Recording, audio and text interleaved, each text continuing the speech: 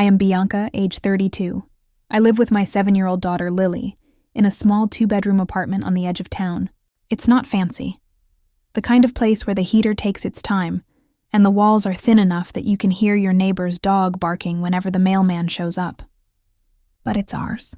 It's warm, safe, and quiet, something I've learned to value more than luxury. I didn't always live this way. I used to live closer to my parents, in the same suburb where I grew up. Back then, Christmas was the biggest event of the year for our family. My mom would start planning the dinner in October. My dad would untangle the same set of lights he'd bought back in the 90s.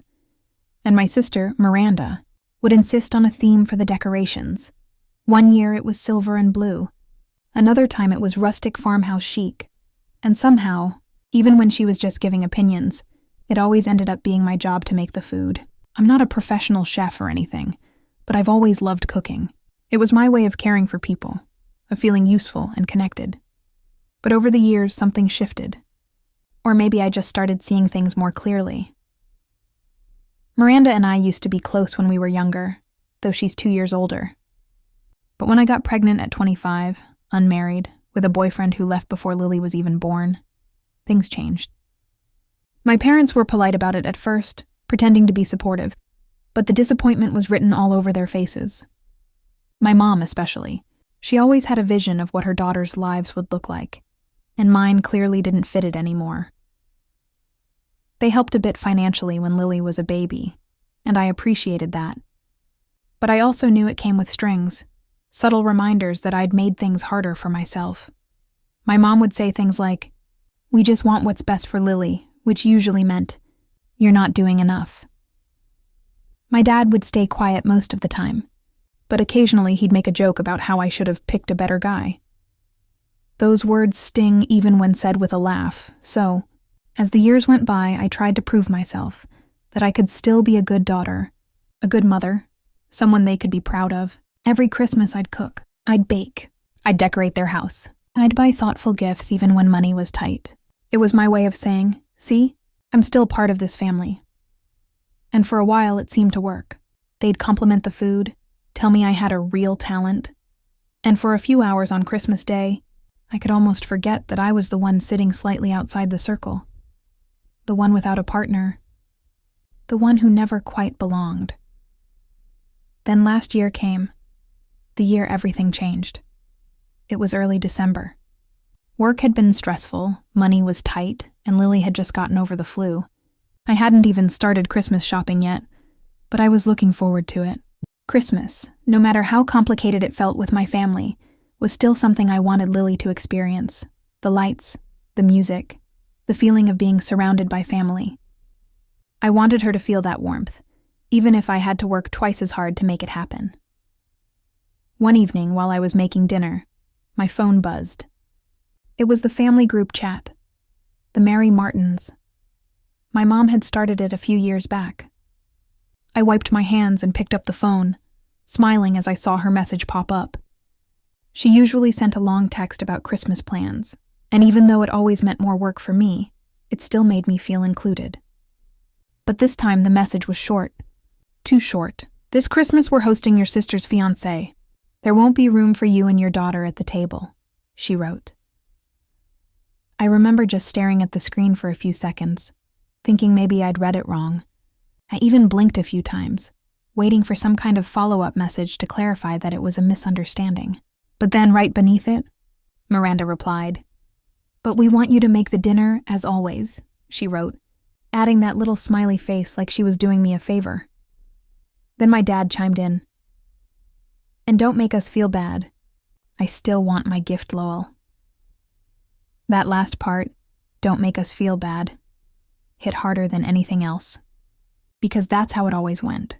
They could say whatever they wanted, treat me however they wanted, and if I ever spoke up, I was too sensitive. I could feel my chest tightening, that mix of embarrassment and anger that you can't show, because you know it'll just confirm their idea that you're emotional. I didn't reply right away. I just stood there in the kitchen, my hands still smelling like onions and garlic, staring at the glowing phone screen on the counter. Lily was in the living room, humming along to a cartoon. The smell of the food filled the apartment, simple pasta and garlic bread, and suddenly I felt so small, so disposable. After a few minutes, I texted back, "Got it, that's all." Just those 2 words. Because what could I say? I wasn't about to beg for a seat at a table that apparently didn't have room for me and my daughter. Not anymore. Later that night, after putting Lily to bed, I sat by the small Christmas tree we'd set up in the corner of our apartment. The lights blinked slowly, soft and warm. I'd bought that tree secondhand 3 years ago, and Lily loved decorating it every year. She always put the star on top herself. I sat there thinking about all the Christmases before. The laughter, the smells of food, the fake politeness, and I realized something. I'd been chasing approval from people who didn't even value me. They liked what I did for them, not who I was, and now they'd made it crystal clear. I could have cried that night, but I didn't. I just sat there, feeling something inside me shift. A calmness, strangely enough, like a quiet understanding that things would never be the same again, that I didn't need to keep trying to earn a place in their hearts. But still, a part of me wanted closure. Not revenge, at least not the kind that comes from anger, but something that would make them see. To understand that their selfishness had consequences. The next morning, I woke up early. It was a Sunday. The first real snow of the season had fallen overnight. Everything looked peaceful outside. The world softened under white. Lily was still asleep, her little arm wrapped around her stuffed rabbit. I made a cup of coffee and sat at the kitchen table, staring at my phone again. My mom had sent another message overnight, this time with a list of the dishes she wanted me to prepare for their dinner. Turkey, mashed potatoes, her favorite cranberry sauce, and of course, my famous sweet potato casserole. She even added, "Please drop everything off before 3 p.m. on Christmas Eve, so we have time to set the table." There was no thank you, no "we appreciate it," just expectation, entitlement, as if it was a given that I'd say yes. I didn't respond. Instead, I sipped my coffee slowly, letting the bitterness sit on my tongue. It matched my mood perfectly. That's when the first spark of an idea began to form. I didn't know exactly what I'd do yet, but I knew I wasn't going to let this Christmas pass like all the others. Me doing all the work, them taking all the comfort. I thought about Lily, about the kind of lesson I wanted her to learn from this. I didn't want her to grow up thinking love meant being walked over. I didn't want her to see her mother humiliated quietly and call it kindness. So I decided that this year Christmas would be different, for both of us. Over the next few days, I went about my routine as usual. Work, school drop-offs, groceries. But something inside me felt steadier, more grounded.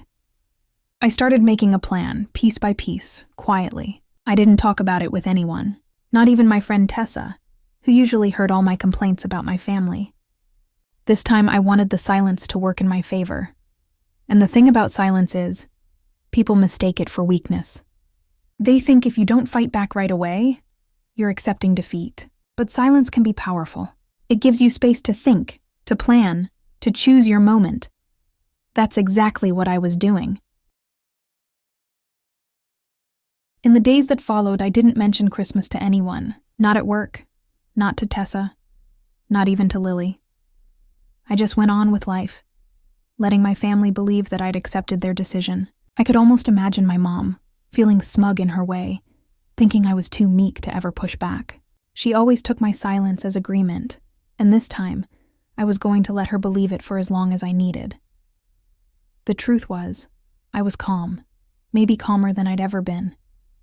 There's something about being treated so unfairly that eventually quiets you down. You stop trying to explain yourself. You stop defending your worth. You stop asking to be seen. Instead, you start watching. You notice the small things, the tone people use, the patterns in their behavior, the little ways they show who they really are. And once you see clearly, it's almost impossible to unsee it. That week, I started planning. My idea wasn't to hurt them outright. It was more about taking away the comfort they'd gotten so used to, making them experience what it felt like to be excluded, ignored, taken for granted. I wanted them to sit with the same emptiness they had handed me so casually. So I decided I would let them think I was making Christmas dinner as usual. I'd go along with every text, every request, every little instruction my mother sent. But the meal they would end up with wouldn't come from me. In fact, it wouldn't come at all. The following Monday, my mom texted again, asking if I could make sure to include extra stuffing, because Miranda's fiancé, Chris, loves my version. I typed back, "Sure thing, Mom." My dad even messaged me separately, joking that I should drop off his gift early this year. I just replied with a smiley face. Every message I sent was polite, cooperative, calm. They had no idea.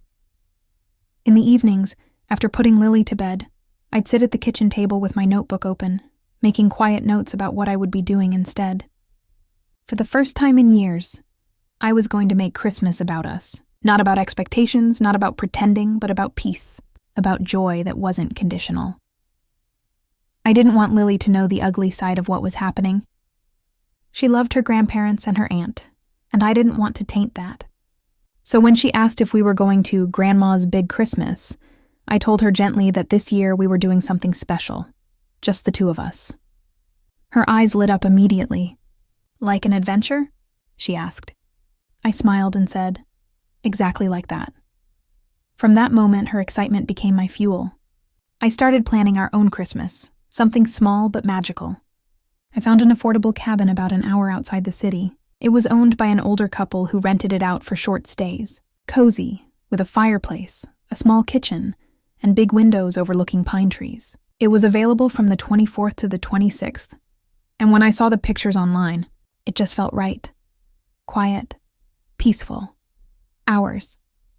I booked it secretly that same night. But before disappearing into my own holiday, I needed to make sure my family's plan unfolded exactly as they'd intended, without realizing what was missing. I went shopping, but not for them. I bought groceries for Lily and me: cocoa powder, mini marshmallows, fresh bread, cheese, pasta, a small roast chicken, and ingredients for cookies shaped like stars. I even got a small bottle of sparkling apple cider, something Lily always loved because it made her feel grown up. Then, 2 days before Christmas, I received another message from Miranda. "Hey, just checking if you're dropping everything off by 3 like Mom said," she wrote. "Chris's parents might stop by too, so we'll need time to organize the table." That last line made me laugh quietly. The table, the one that apparently didn't have room for me or my daughter, I typed back, "No problem. I'll handle it." And I meant it, but not the way she thought. That night, as I tucked Lily into bed, she asked if Santa would know where to find us. I told her Santa could find anyone, anywhere, as long as they believed. She smiled, satisfied, and drifted off to sleep. I sat there for a while watching her, thinking about how light she was, how pure. I wanted to keep that innocence protected from people who measured love by convenience. The next morning, Christmas Eve, I woke up early, brewed some coffee, and looked out the window. Snow had started to fall again, soft and slow. The world looked peaceful, like it was waiting for something. I checked my phone. My mom had already sent 2 messages, one reminding me about the turkey's cooking time, another asking me to please not forget the cranberry sauce this year. I smiled, sipping my coffee. I didn't reply. Around noon, I packed the car. I brought Lily's gifts, a suitcase with our warm clothes, groceries for our little feast, and her favorite blanket. She didn't know where we were going yet. I told her it was a surprise. Before leaving, I left one small box on my kitchen counter, wrapped neatly in gold paper, with a note addressed to my parents. I'd planned for it to be delivered later that day by a local courier. Inside the box was a small card, and on that card I'd written one line. This year, I made dinner for someone who actually had room for us. It wasn't cruel. It was honest, and it felt right. At around 1 p.m., Lily and I set off. She sang along to Christmas songs on the radio as snowflakes brushed against the windshield. The drive was beautiful. Rows of trees covered in white, houses glowing with string lights, the world soft and quiet. I felt something I hadn't felt in years, peace. No pressure, no guilt, no pretending. When we arrived at the cabin, Lily gasped. "It's like a fairy tale," she whispered. The couple who owned it had already warmed the place for us, and the smell of pine filled the air. There was a small Christmas tree in the corner, decorated simply with wooden ornaments. We spent the afternoon baking cookies, laughing, and singing along to old holiday songs. I watched her sprinkle too much sugar on everything, and for the first time, it didn't bother me. The world could be messy. It could be imperfect, but it could also be good. Around 4 p.m., my phone started buzzing. The first call was from Miranda, then another from my mom. I didn't answer either. I just watched the phone light up, over and over. A part of me wondered what was happening at their house. What kind of panic was setting in when they realized there was no food coming, no neatly packaged dishes to heat up, no sweet potato casserole waiting in the car. For once, the silence wasn't mine to bear. Later, when the calls turned into texts, I skimmed through them quietly. "Bianca, where are you? Are you on your way? The guests are here. Please don't do this. The turkey's not even started." Then finally, from my dad, "This is really unfair. You could have told us." That last one made me shake my head. Unfair. The irony almost made me laugh. For years, I'd been the one left out, taken for granted, and somehow, they still managed to see themselves as victims. I didn't reply to any of them. Instead, I turned my phone to silent, placed it face down, and joined Lily on the couch. We watched a Christmas movie together, wrapped in blankets, sipping hot cocoa. The fire crackled softly, and for the first time in my adult life, I didn't feel the need to prove anything to anyone. That night, after Lily went to bed, I sat by the fire alone for a while. The flames danced slowly, their light flickering against the log walls. I thought about how quiet it was, how different from the chaos of my family's gatherings. There was no forced laughter, no criticism hiding behind politeness, no subtle digs, just peace. I imagined my parents' house then. My mother pacing the kitchen, Miranda complaining, my dad sighing as they tried to figure out what to do with a raw turkey and no plan. And for a brief second, I almost felt sorry for them. Almost. But then I remembered the group message, the one where they'd so easily decided there wasn't room for me and my daughter, and that sympathy melted away. They needed to sit in that discomfort. They needed to see what it felt like when someone they depended on quietly decided not to show up anymore. Before heading to bed, I checked my phone one last time. There was one final message from my mom, sent at 10:47 p.m. It simply said, "I can't believe you'd ruin Christmas like this." I smiled, turned off the phone, and whispered to myself, "No, Mom, I just finally stopped ruining mine." The next morning, I woke up to the sound of light snow tapping against the cabin windows. It was Christmas Day. The fire had burned down to soft embers, and the room smelled faintly of pine and cocoa. For a moment, I forgot everything. The family texts, the tension, the years of quiet resentment. All I saw was Lily, sitting cross-legged on the floor in her pajamas, carefully arranging cookies on a small plate for Santa's thank you breakfast. Her hair was a tangled mess, her cheeks still pink from sleep, and she looked so happy that my chest ached in the best possible way. "Merry Christmas, sweetheart," I whispered. She looked up, beaming. "Mom, Santa found us, look." She pointed to a small pile of gifts under the little tree. I smiled, pretending to be surprised, though I'd stayed up half the night wrapping them. They weren't fancy. Some books, a small art set, a doll she'd been wishing for, but to her, they were magic.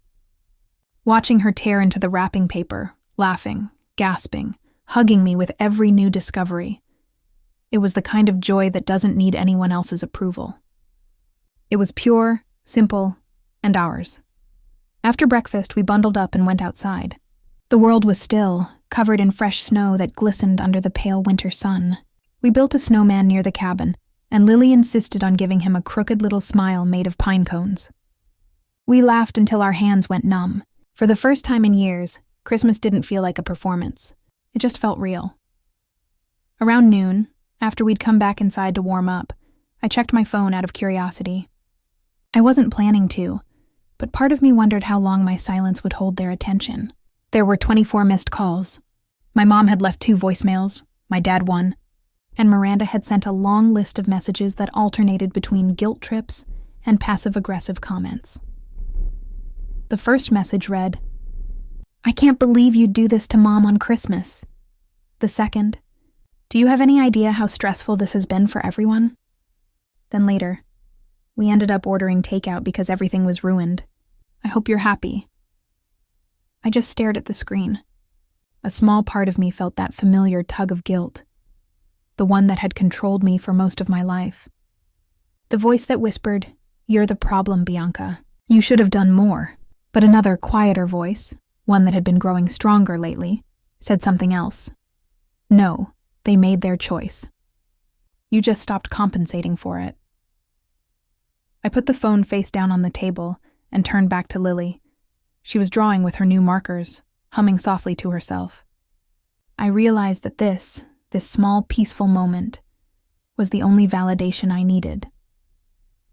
Later that afternoon, as the snow fell heavier outside, I sat by the fire and began thinking back over the years. About how many times I'd accepted being sidelined just to keep the peace. I thought about birthdays where they forgot to invite me until the last minute. Family photos where Lily and I were placed at the edge of the frame. Dinners where I'd cooked for hours only to be met with silence. And every time, I told myself that being quiet was easier than confrontation. That maybe, if I just kept showing up, they'd eventually see my worth. But that's the thing about people who are used to taking. You can give them everything, and they'll still act like you owe them more.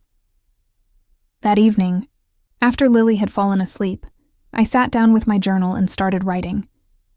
It wasn't a letter I planned to send, it was more for myself. A way of letting out everything I'd been holding in for years. The words poured out slowly but steadily, like a soft confession to my own heart. "I kept showing up," I wrote. "I kept trying to earn love that should have been unconditional.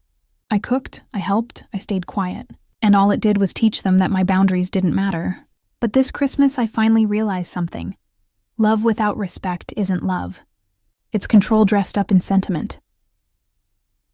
When I put the pen down, I felt lighter, like I'd let something old and heavy slip out of me. The next day, I didn't check my phone at all. I wanted the peace to linger. But by the evening, when Lily was reading in bed, curiosity got the better of me again. There were more messages, this time from my dad, shorter and colder. "Your mom is really upset. You should apologize. Miranda says you embarrassed her in front of her fiancé's family. Don't make this a bigger deal than it is." That last message made me pause. Because for them, this kind of thing was never a big deal. My feelings, my exclusion, my exhaustion, it all ranked somewhere below their comfort. And maybe that's why, for so long, I'd let it slide.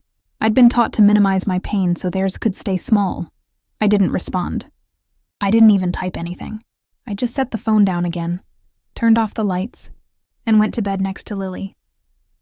I fell asleep listening to her soft breathing, feeling a strange calmness settle in my chest. When we drove home the next day, the roads were still slick with snow. The city looked quiet and gray, but I didn't mind. I felt different, like I'd crossed some invisible line and there was no going back. I knew things with my family would never be the same again, but I also knew I wasn't afraid of that anymore.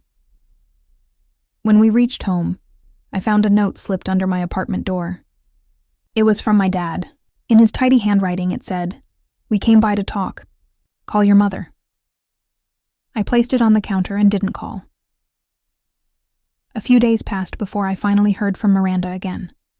This time she called instead of texting. Against my better judgment, I answered. The moment I picked up, her voice came out sharp and cold. "You really outdid yourself this time, Bianca." "Hi, Miranda," I said calmly. "Merry late Christmas." "Don't," she snapped. "You know how much you hurt Mom. She was crying all night. Everyone kept asking where you were, and she had to tell them you just decided not to come." "I didn't decide that," I said quietly. "Mom did. Remember her message? There wasn't room for me." She went silent for a moment. Then she said, "You're twisting things. She didn't mean it that way." "Maybe not," I said, but she said it that way. "You could have at least told us you weren't bringing the food," she continued, her tone rising. "You made everyone look bad." I actually laughed a little, not out of mockery, but disbelief. Miranda, that's the point. You didn't need me there. You made that clear. That's not fair, she said quickly, though her voice wavered. You always take things so personally. I took a breath. Miranda, I don't think you realize how personal it's been for me all these years. Every time you needed something done, I was there. Every time you needed someone to clean up, cook, or smooth things over, it was me. And you all let me do it because it was easier than treating me like an equal. There was silence on the other end. I could hear her breathing. Then she said quietly, You've changed. I've stopped apologizing, I corrected. She hung up after that. For the next few days, I didn't hear from anyone. And honestly, I didn't expect to. But then, on New Year's Eve, my mom called. I hesitated before answering, but curiosity got the better of me again. Her voice was softer than usual. Bianca, it's your mother. Can we talk? I stayed quiet for a few seconds before saying, I'm listening. I think things got out of hand, she said carefully, as if choosing each word. I didn't mean to exclude you and Lily, there were a lot of people this year, and your sister's fiancé. Needed a seat, I interrupted. I remember, she sighed. You know how Miranda is. I didn't want to cause tension. You caused it anyway, I said, but not unkindly. My voice stayed calm. Mom, I'm not angry anymore, but I'm done pretending everything's fine. I won't keep showing up for people who can't make space for me. She didn't respond for a while. When she finally spoke, her voice cracked a little. We missed you. I know, I said. And maybe next year, if things are different, we'll see. It wasn't a promise. It was a boundary. When I hung up, I felt something I hadn't expected. Relief. Not triumph, not bitterness, just quiet relief. I'd finally said what needed to be said without shouting, without begging, without guilt. That night, as fireworks echoed faintly in the distance, I sat by the window with a blanket around my shoulders. Lily was asleep in her room, the soft hum of her nightlight spilling through the hallway. I thought about how small and fragile peace can feel at first, like something you have to protect carefully.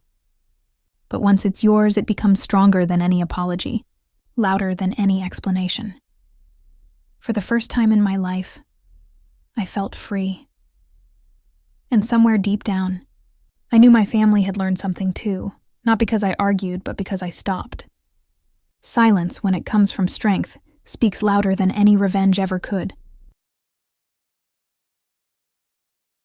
When Christmas morning finally came, I woke up before the alarm, though I hadn't slept much.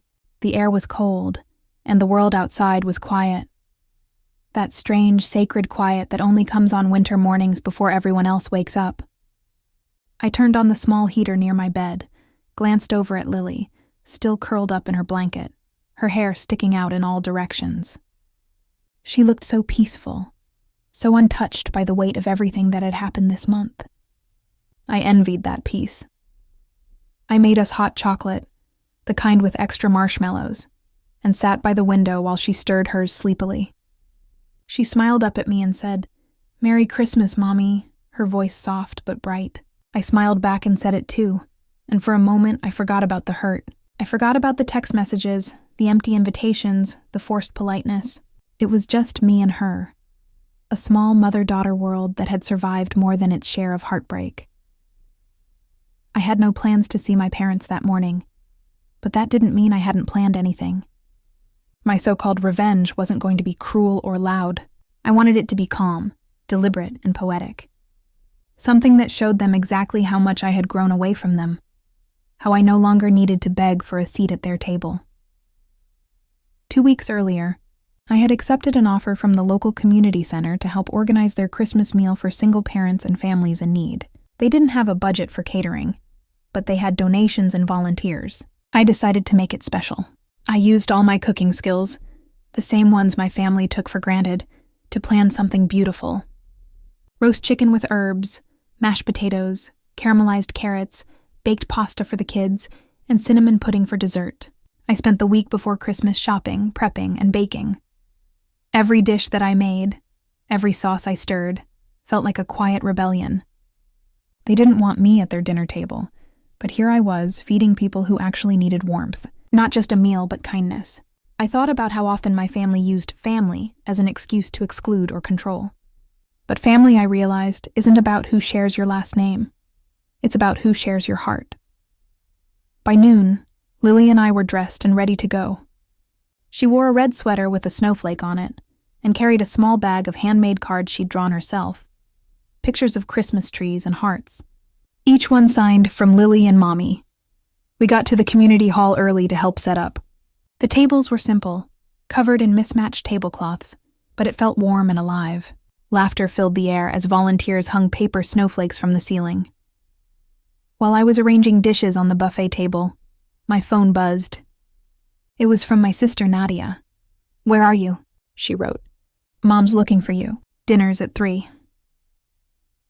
I stared at the screen for a long moment, feeling that old familiar tug, the part of me that wanted to please, to avoid conflict, to show up even when I wasn't wanted. Then I put the phone back in my bag. I didn't owe them an explanation. Not today. Around 2 p.m., families started arriving. Some were shy, some talkative. I saw mothers balancing plates for their kids, older men helping clean up, teenagers offering to serve dessert. I noticed a few women who looked like they were holding back tears as they ate, maybe because it had been so long since they'd sat at a real table surrounded by people who didn't judge them. I could relate. One woman, her name was Karen, came up to me while I was refilling the punch bowl. She smiled softly and said, "Thank you for this. It's been a hard year, and you have no idea how much this means." I didn't know what to say. I just nodded and told her I understood. Because I did. For the first time in years, Christmas didn't feel like a test. It didn't feel like a stage where I had to perform my worth. It felt real. But then my phone buzzed again. This time it wasn't a text. It was a photo. From my dad. It was their dining table, perfectly set with the fine china I'd grown up with, the one Mom only brought out on special occasions. The caption said, "Wish you were here. Dinner looks great, though something's missing. You always had the touch." That line hit me in a strange way. It wasn't quite an apology, but it wasn't cruel either. Maybe a trace of guilt, maybe just another manipulation. Either way, I didn't reply. Instead, I asked Lily if she wanted to help me serve dessert. She grinned and ran off to bring plates to the table. The day went by quickly, full of warmth and laughter. When we finally got home that evening, it was snowing lightly. I lit a few candles, made tea, and sat on the couch while Lily unwrapped a small gift from me, a second-hand doll I'd fixed up myself. She hugged me and whispered, "This is the best Christmas ever." And in that moment, I knew she meant it. Because this time, love wasn't tied to approval. It was quiet, genuine, and ours. But I wasn't done yet. My revenge, if that's what we're calling it, wasn't complete. Not because I wanted to hurt them, but because I wanted them to see, to understand that exclusion has consequences, that you can't use someone endlessly and then toss them aside when they're inconvenient. The next morning, I packaged up all the leftover food from the community event and made small notes that said, "Merry Christmas from Bianca and Lily." Then I dropped some off at the local shelter and a few at my neighbors' doors. One of them, Mr. Peters, an elderly widower, looked at the food and said with tears in his eyes, "You didn't have to, dear." I smiled and said, "I wanted to." Around noon, I drove to my parents' house. Not to join them, but to deliver something. I had wrapped a box neatly with gold paper and a simple tag that said, "To Mom and Dad, from Bianca and Lily." Inside, there was no expensive gift. Instead, there was a photo of me and Lily from the community event, surrounded by smiling faces, with a handwritten note beneath it. This is where we spent Christmas this year, with people who made room for us, even when they had little to spare. I hope your table was full too. I placed the box gently on their doorstep, rang the bell once, and walked back to the car. I didn't wait to see who answered. I didn't need to. As I drove away, I felt lighter. Not triumphant, but peaceful. It wasn't about winning. It was about reclaiming my own peace, showing that love doesn't shrink when someone closes a door. It simply finds another room to grow. That evening, I checked my phone. My mom had sent a message in the family group. "We saw your note. Looks like you had a wonderful time. Maybe we can do something together next week?" It was vague, almost hesitant. Not quite an apology, but a beginning. I didn't respond right away. For once, I didn't feel rushed to smooth things over. They could sit with their silence for a while. Later that night, after putting Lily to bed, I sat by the window again, watching the snow fall outside. The world looked clean, quiet, and new. I thought about the girl I used to be, the one who would have cried, begged, apologized, tried to earn her family's love over and over again. I wasn't her anymore. My family had told me there was no room for me, but I had built my own table and filled it with kindness, laughter, and grace. That was my revenge, calm, complete. Still, I knew there was more ahead. A part of me wanted closure, not just peace. I wanted them to understand, deeply, what it meant to be pushed out and how it felt to finally step away on your own terms. And that moment, though quiet and kind, was only the beginning. Because peace is not just walking away. Sometimes it's letting them realize what they lost, and soon they would. A week after Christmas, life had started to settle back into its ordinary rhythm. The lights were still up around the neighborhood, but some were beginning to dim. The snow outside had turned into that uneven, patchy kind that crunches under your shoes, half melted, half frozen. Lily was back to her usual self, building Lego castles, humming quietly while she played. But inside me, something had changed. It wasn't anger. It wasn't sadness either. It was something steadier, quieter. The feeling you get when you finally step out of a storm and realize you're dry again. I didn't need to prove anything anymore. My family's approval had always felt like oxygen before, but now I could breathe just fine without it. That morning, I was sitting at the kitchen table with my coffee when my phone buzzed. It was my mom. She wrote, "Your father and I wanted to talk. We've been thinking about what happened. Can you come over tonight?" I stared at the message for a long while, not sure how I felt. Part of me was curious, another part wary.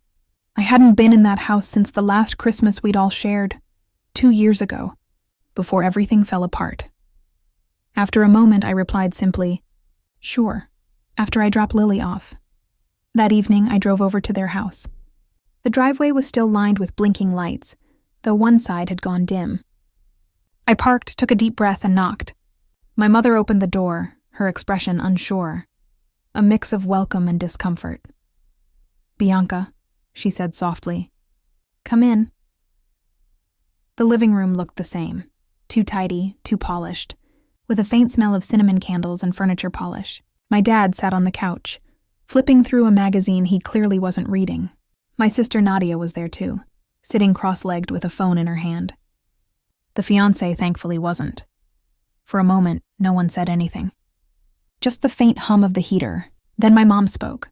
"I saw your photo from the community event." I nodded. "Yes, it was nice, different." She hesitated. "It looked beautiful. The food, the people. You looked happy?" I gave a small smile. "We were." My dad cleared his throat. "We didn't mean to make you feel unwanted, Bianca. It's just, things got complicated this year. You know how the house gets crowded and—" I cut him off gently. "You told me there wasn't room at the table. That's not complicated. That's a choice." He looked down, embarrassed. My mom's eyes softened. "You're right. It was a poor choice. I suppose we thought you'd understand." "Understand what?" I asked quietly. "That I should still cook for everyone, even when I'm not invited to eat? That I should still buy gifts for people who couldn't make room for me and my daughter?" There was a silence that filled the room like cold air. My sister finally put her phone down and said, "I didn't think it through either, Bea. I'm sorry." I looked at her, really looked at her, and realized she probably meant it. Maybe not fully, but enough. "It's okay," I said. "I'm not angry anymore. I just needed to step back, to stop pretending that being part of this family was the same thing as being valued by it." My mom nodded slowly. "That's fair."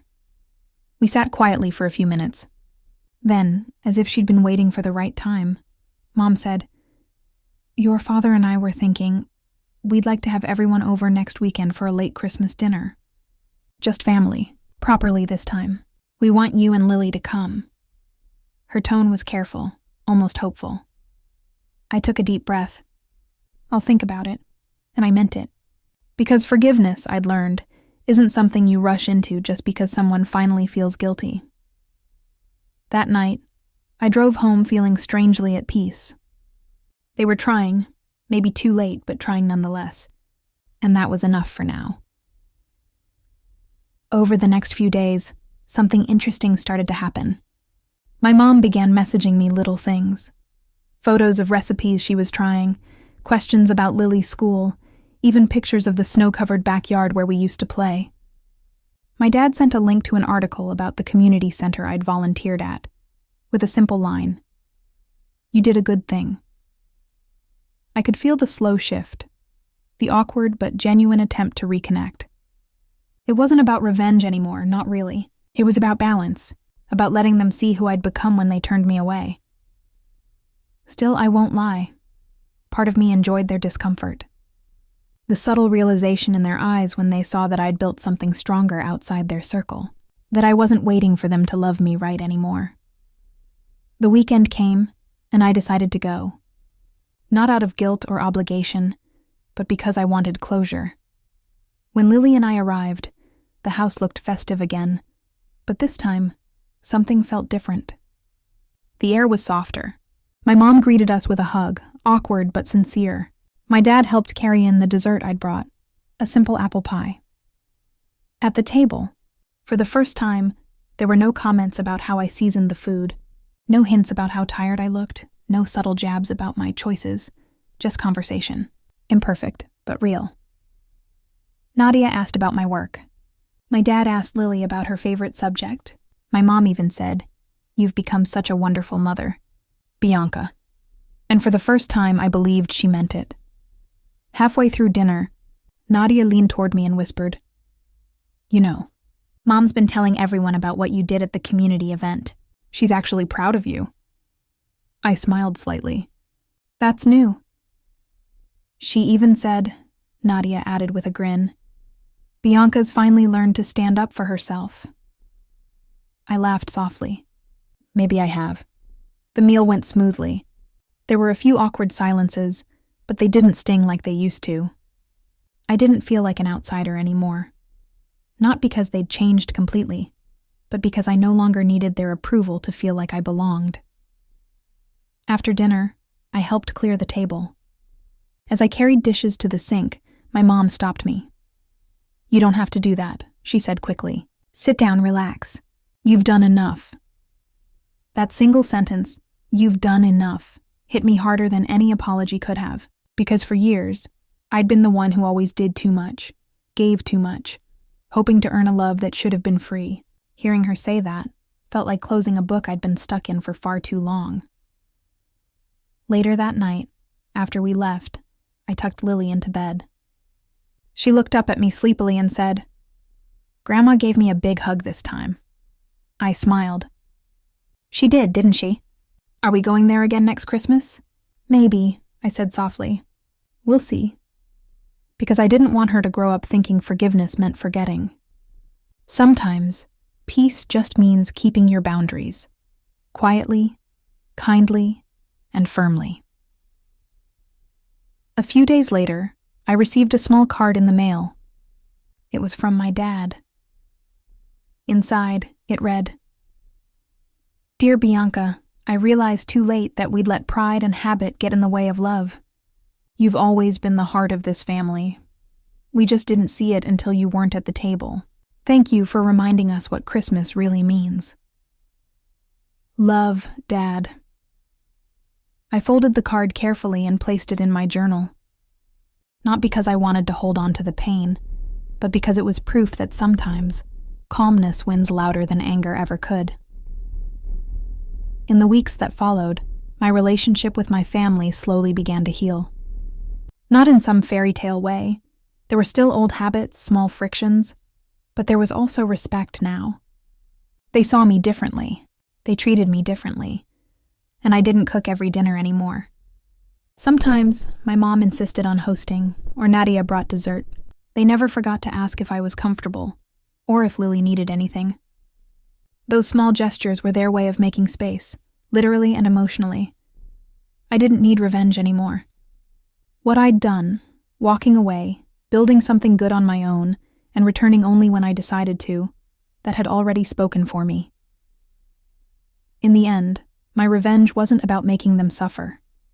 It was about showing them, calmly and clearly, that I could create joy even after they excluded me, that I could find belonging even when they denied me a seat. And once they saw that, once they truly realized they'd lost the power to hurt me, that was the quietest, most complete revenge of all. Sometimes, peace itself is the loudest answer. And as I sat one evening watching Lily draw pictures of snowmen and stars, I realized something else, that the best revenge isn't about making others feel small. It's about proving to yourself that you were always big enough to stand alone. That's what I did. That's what I'll keep doing. Because when someone tells you there's no room for you, maybe that's the moment you learn to build your own table. And when you do it with calm, grace, and love, that's when you've already won. If you enjoyed this calm revenge story, please take a moment to like, share, and subscribe to My Calm Revenge for more thoughtful, emotionally rich stories like this one. Every story here reminds us that sometimes the best revenge isn't anger, it's peace.